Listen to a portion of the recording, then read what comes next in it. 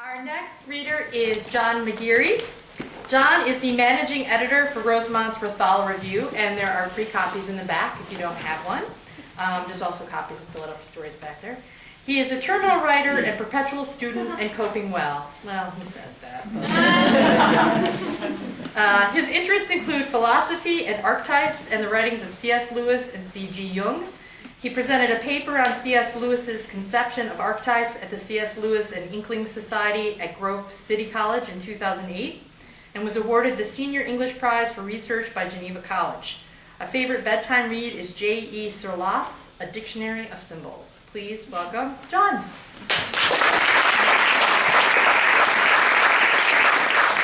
I'm not that much in denial, Carl, but CJ, that was incredibly beautiful. Thank you. I feel very set up now. It's like, so now for something completely different. So I have to preface you, I'm reading a short section of a story called Carnival Courthouse. This is a satirical piece, so it's going to be very different from what we've heard already. But basically the scene you've missed is the devil's lawyer has come to a judge and they're suing a large corporation for monopolizing evil in the world. So now we're in the courthouse. The characters you have to keep track of are just the blind prosecutor, the devil's lawyer, the judge, the defense attorney, and the CEO.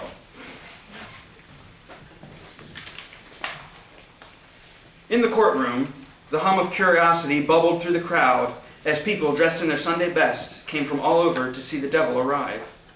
The news networks filled the courtroom, and photographers jostled for the best positions by the doors to be the first to take the historic photograph. A small cluster had gathered under the courtroom skylight, thinking maybe the devil would descend from on high.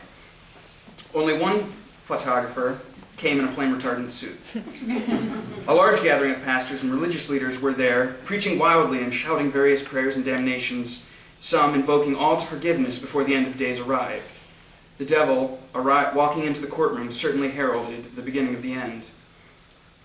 In fact, this was the only theological issue not under dispute. A Catholic priest had brought an impromptu confession booth and set up shop in the back corner. Other religious leaders were pleading with the people not to look upon the devil when he arrived. The results of such an act varied from preacher to preacher. One suggested that to look upon the devil would turn you to a pillar of salt. Another, that no man could look on the devil and live. Still others postulated that perhaps the devil would surrender or beg for mercy. This sparked a small debate as to which church denomination the devil would confess to. Obviously, this would be supernatural condemnation of all the others. Then, of course, there were the skeptics who were prepared to laugh at whatever costume the poser arrived in. The materialists countered because they saw and believed that the devil himself would really appear because his lawyer had a suit from Khitan. The devil did not arrive on time. But this is only built the near hysterical anticipation. His lawyer sat in cool repose, leaning back, his one leg crossed and his hands interlocked upon his knee. No judge in the world would dare indict the devil with contempt of court, despite boasts. These had never been put to the test. At 16 minutes past the hour, the double doors burst open with a thrust of air that brought a whiff of strong sulfur. The crowd hushed. But beyond the doors was emptiness. No one stood in the hall outside. A woman screamed. A man fainted. The doors drifted shut. Absolute silence fell.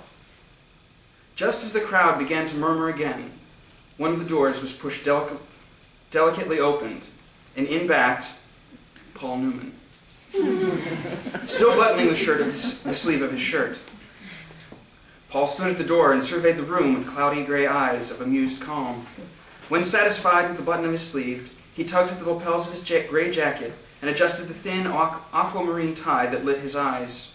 No one recognized the make of the suit, but it had underrated excellence and a crisp, clean fit. For the next 3 minutes, the courtroom remained utterly silent except for the soft tread of Paul Newman as he walked up to the bar and pulled out his chair and seated himself next to his blind lawyer. Then suddenly, the hall erupted with commotion. Photographers remembered their cameras, camera crews shifted about the room for better angles, people were shouting, others were prophesying, and a child realized that his pet snake was no longer in his pocket.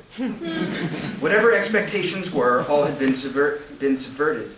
Some people had been expecting the devil to appear like Hawthorne's Goodman Brown.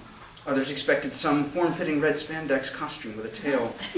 For those too young to know the face, and that was many, for the devil's form was that of the young Paul Newman, many thought instead that Jesus had shown up, with clean-shaven hair and beard.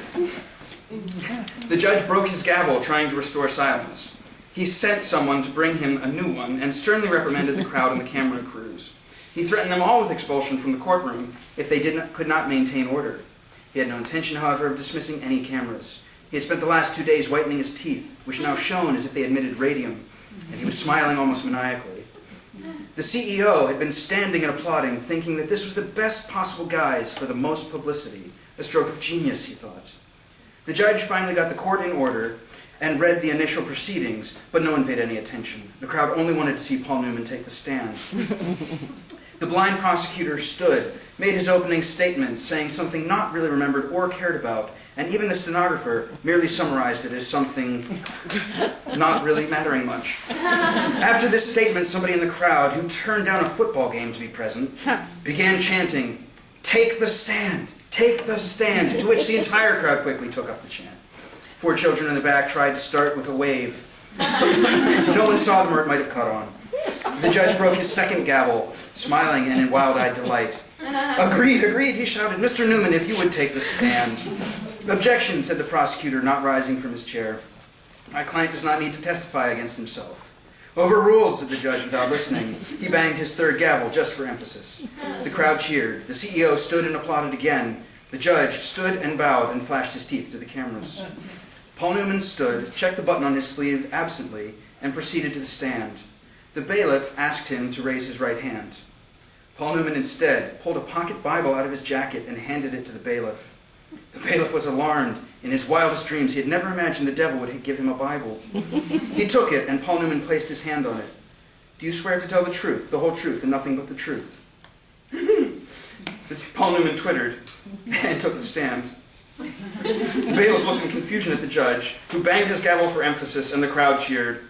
That decided the matter. The judge asked Paul Newman to state his name. "Lucifer, Shaitan, Archangel." A man screamed, and a woman fainted.